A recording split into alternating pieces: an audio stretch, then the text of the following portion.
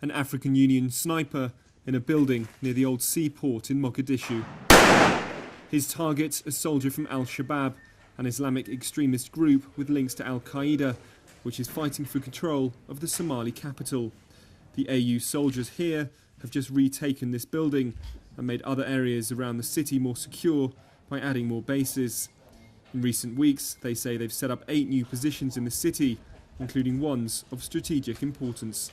This building overlooks, of course, other more buildings, whereby it's important to us to deploy here such that we deny the enemy overlooking our positions and firing, of course, from such places. The African Union soldiers arrived here 3.5 years ago to give support to the transitional federal government known as the TFG. Over the past year, the number of troops has increased from 4 to over 7,000. Across town in the area around the Coca-Cola factory, AU troops are making slow progress towards another enemy position, moving house to house while soldiers provide cover from rooftops. But the further they advance, the more troops they need. But as I said, troops.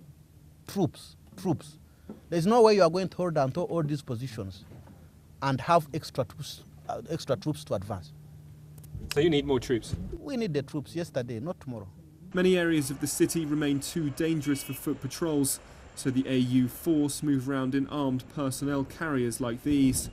Through the window, the scars of years of fighting plain to see. And there are very real concerns that defeat for the AU forces could have wider repercussions. If Shebab took over here, then it's a threat to international security. Working alongside the AU are government soldiers, but although apparently well armed, they are rarely paid and often desert, even selling their weapons to the very people they are fighting.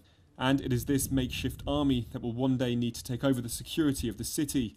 At one TFG base, the colonel says they've held their position for 16 months against constant attacks from Al-Shebab. This area is open. When we see them, we bomb them, we kill them, then they run away. As another day ends in Mogadishu, shots continue to ring out, even in this supposed safe area of the city. AU forces say they could expel Al-Shebab from the city in a matter of days if they had more numbers, but even then they admit the fighting will be far from over, as Al-Shebab control vast areas outside of the city and will simply regroup to launch fresh attacks.